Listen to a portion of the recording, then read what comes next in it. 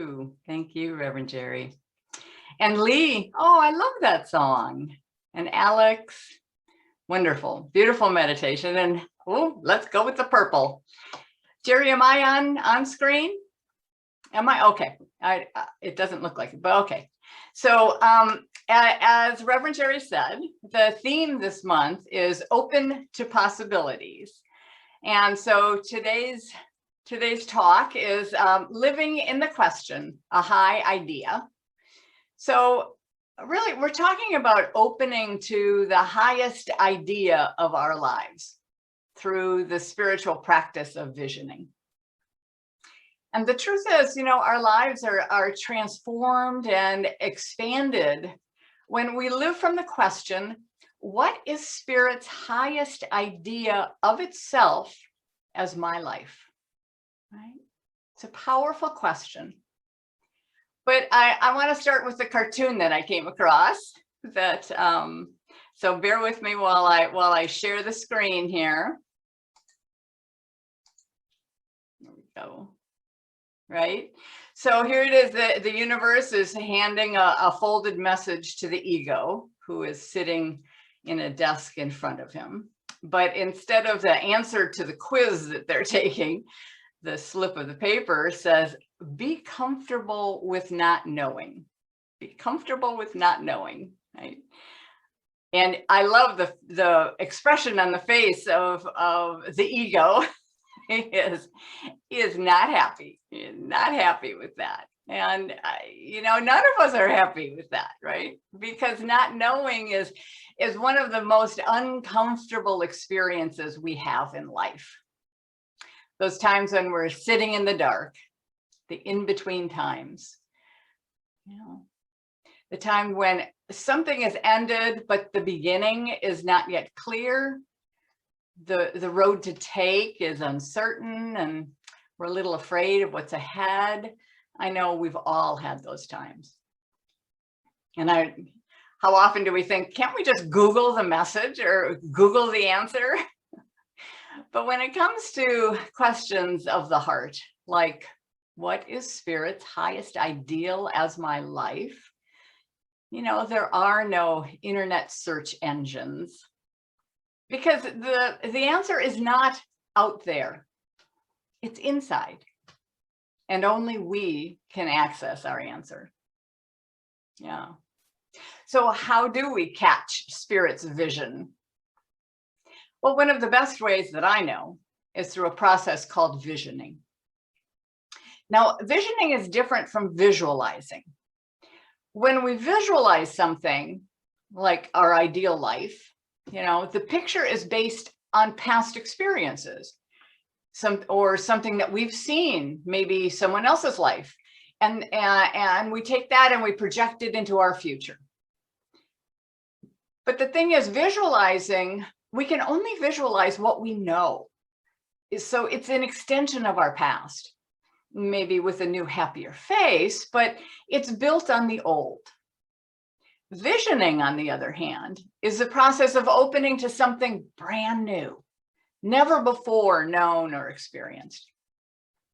It's being in that receptive space to catch the vision that's beyond the mind, beyond past experiences. And in case you're not familiar with visioning, here's a brief description. So it's a meditative process or practice where we set aside our preconceived ideas and become a space of deep listening to the divine wisdom within. So in that silence, we pose a series of clarifying questions, allowing the answers to come forward in our awareness.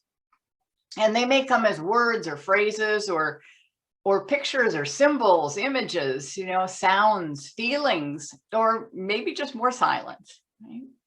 But the intention is to realize the highest, most expansive possibility for any project or organization or venture in our lives. And through visioning, we move our human selves out of the way and allow the inflow of the divine vision into our experience. So visioning really is living in the question. And personally, I'm deep in the process of visioning right now as I move into a new stage in my life called retirement, or as Ken Gordon says, rewirement. I like that.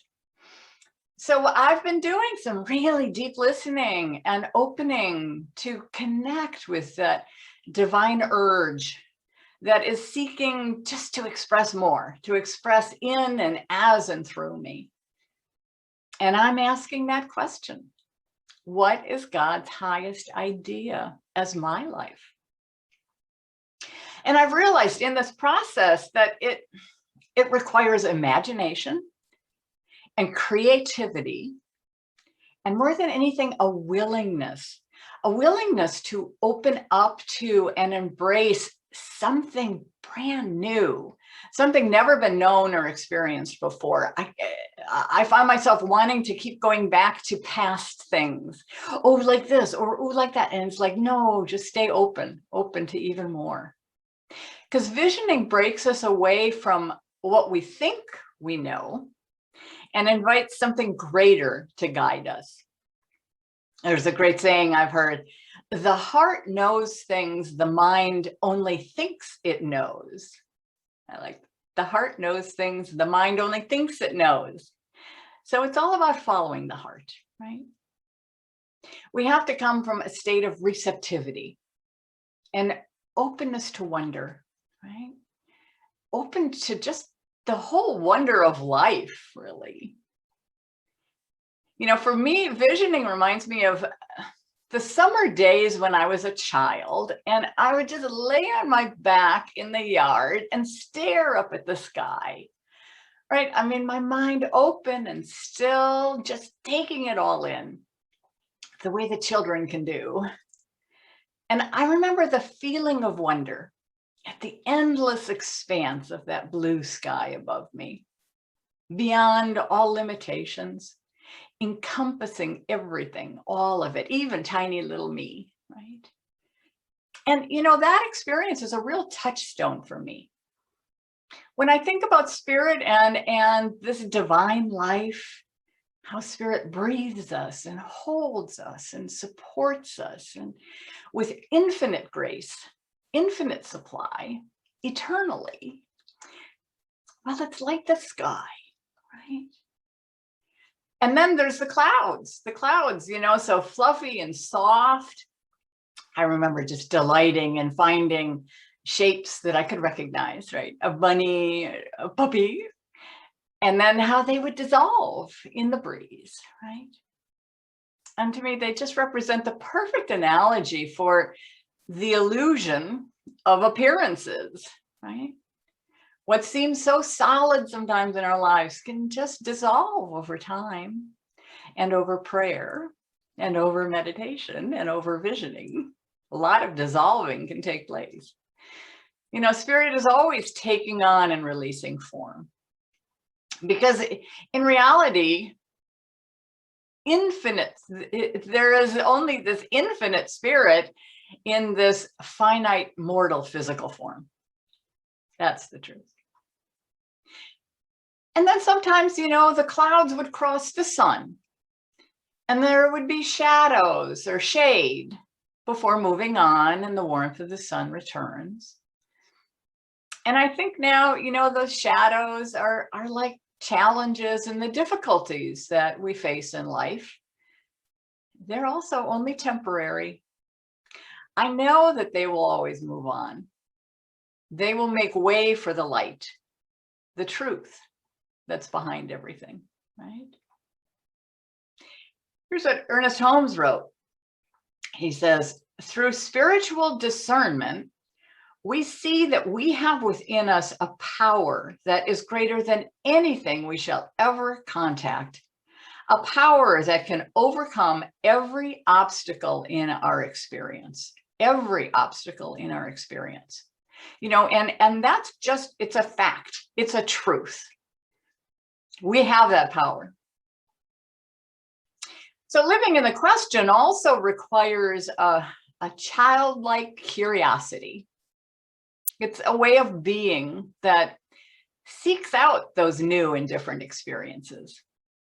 We need to be willing to be surprised by life, surprised by ourselves, just in the process of self-discovery.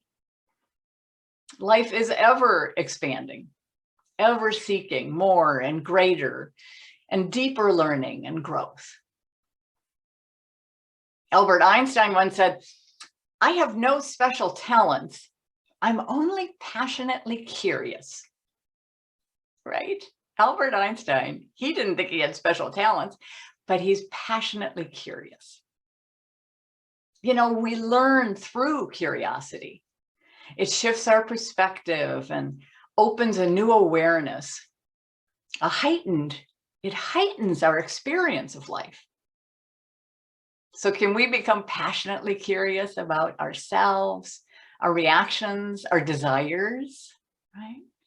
It's all about cultivating curiosity. And it's also important to determine what is driving our desires, right? Is it ego or spirit? And how do we tell the difference? The ego's desires most of them come from a place of scarcity, right? Backed by that fear of not enoughness. There is not enough out there. I'm not enough in here. And what that does is create this insatiable desire for more, just to prove our worthiness. That's ego's cycle. Spirit's call, on the other hand, is one of more than enoughness, right? It's all those qualities of God: wholeness and oneness and creativity and freedom and truth, overflowing, ever available. And it creates uplifting ideas and heartfelt desires. The more we live in the question, using our spiritual practices of meditation and prayer and visioning, the more we can let go of our personal agendas and ego cycles. Instead, we align with cosmic consciousness. We align with that to experience a life of flow and manifest our desires for the good of all, for the good of all. In 1903, James Allen wrote this. He said, "Dream lofty dreams, and as you dream, so shall you become. Your vision is the promise of what you shall one day be. Your ideal is the prophecy of what shall at last unveil. Dreams are the seedlings of realities." So dream lofty dreams, right? They are the seedlings of realities. I love that. Michael Beckwith, the founder of Agape, it takes an example of a seedling even a bit further. He tells about an experiment where scientists weighed a big tub of soil, and then added a small sapling to the tub. Then they watered and fertilized the plant and gave it sunlight. And over time, the sapling grew into a tree, tripling in its size. So when they removed the tree from the tub to transplant it into the ground, they weighed the tub again. And guess what? The weight of the tub did not change, right? In other words, the tree didn't take anything from the soil.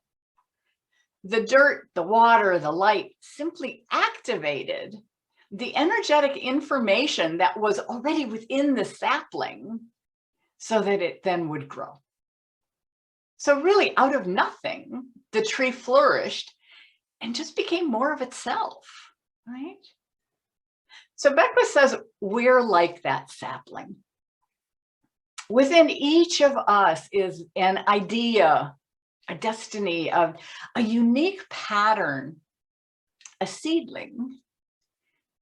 And it doesn't come from the outside world, from society, or even from your parents. It comes from you. And it was planted there before you were even born. And when that idea is nurtured regularly through spiritual practice, the idea, that grand idea that we each are, begins to unfold in ways never before seen in the cosmos, right? The power is within each of us. It is our destiny. Ernest Holmes again. God's creative power of mind is right here. We have as much of this power to use as we believe in and embody. The storehouse of nature is filled with infinite good, awaiting the touch of our awakening thought to spring forth into manifestation in our lives, right? It's already there. It's just an awakening thought that allows it to manifest. But we must create our own environment for that flourishing, for the flourishing of our gifts, right? We need that water, the light, the nutrients, like the tree did. And we do this by our spiritual practice, meditation, prayer, celebrating, loving, guarding our thoughts to keep a high consciousness. These are the things that allow the flowering of spirit to take place. Out of nothing external, the giftedness of your soul begins to emerge. Michael Beckwith put it this way: when your thoughts and actions begin to align with the imperatives of your soul, you enroll the full support of the universe. Unimagined possibilities begin to open up as you synchronize with the divine. Unimagined possibilities begin to open up as you synchronize with the divine. So whether we're challenged by others, by circumstances, or by our inner states, every challenge tells us that our soul, our essence, is just simply seeking to express more completely, to love more deeply, to understand more fully. And it's meeting resistance. It's meeting a resistance within us. It's a block or an old belief, something that's not aligned with the truth. So, that's why in the visioning process, there's another question that you consider. The question is, what do I need to release in order for this divine idea to flourish? What do I need to let go of to receive more, right? So for me, it's letting go of the safe, the familiar, the full-time job in order to open to more, to be available to a greater expression, a greater service, right? Because ultimately the truth is, we're not here to simply manifest our own personal desires. We're here to be of service to others. We're here to create a world that works for everyone. We truly are called to this time just the way it is, to awaken humanity to its spiritual magnificence, right? That's our role. That's what we're here for. We are here to be part of the collective evolution and the awakening of the world. That collective evolution, it moves us beyond the conditioned thinking of scarcity and of fear and of separation. And it allows us to tap into that cosmic consciousness to catch Spirit's highest vision for our lives and our part in the evolution of humanity. So really, the larger ultimate question is, what is Spirit's highest idea for a world that works for everyone? And what am I to be to do, to become, in order for that vision to be realized? That's the question. And visioning is a powerful practice to lead us on this journey, to awaken to infinite possibilities for consciously creating that world that works for everyone. And it all begins with that question, the quest for a high idea, the openness and the willingness to receive the highest vision. The poet Rilke writes this. I love this poem.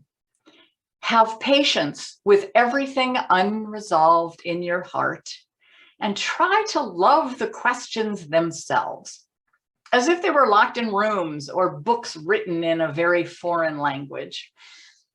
Don't search for the answers, which could not be given to you now because you would not be able to live them.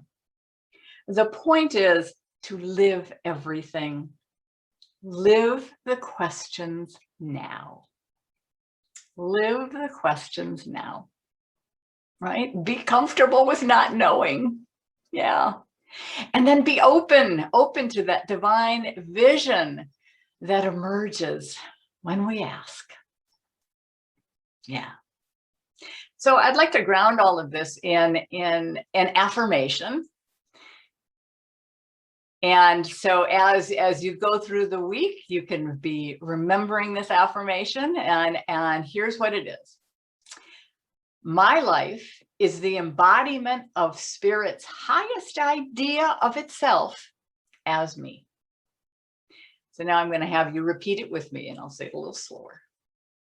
My life is the embodiment of Spirit's highest idea of itself as me, as me. So that's my invitation to you this week, to ask that higher question, to live in a state of curiosity, remaining open to the possibilities.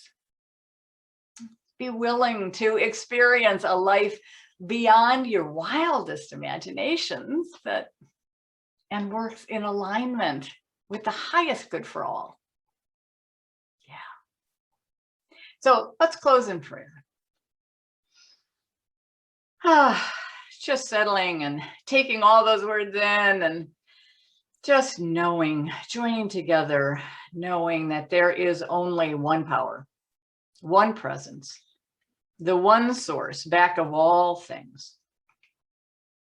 It is the life, the love, the law of Spirit, always and everywhere moving into seeking that greater expression of itself, a greater expression of life, of love, of givingness. And I am one with this power and presence. It moves in and through and for and with me in every aspect of my life. It guides and guards and directs my every activity. And as I know this for me, I know this for each and every person listening now, and for all people everywhere, for we are one. And so in this oneness and this truth, I speak my word in strength and confidence. I know we are open to the limitless possibilities that stretch out ahead of us. We open ourselves to new doors, to new thoughts, to new ways of being, aligning ever deeper with the divine design and that unique pattern within each of us. As we live from a place of curiosity and openness and willingness, I know that infinite wisdom guides us and reveals Spirit's highest vision of itself as each one of us. And I am just so grateful for this knowing and for this opportunity to experience life in this larger, more expanded way. And so I release this word into the law of love, knowing that it is already done. It is done in the mind, and it returns to me fulfilled, for it cannot do anything but. And so it is. Amen. Wow, amen. Thank you so much, Reverend Jeanne. That was awesome. I loved it. I loved it. I loved it. And I loved your prayer too. Wow.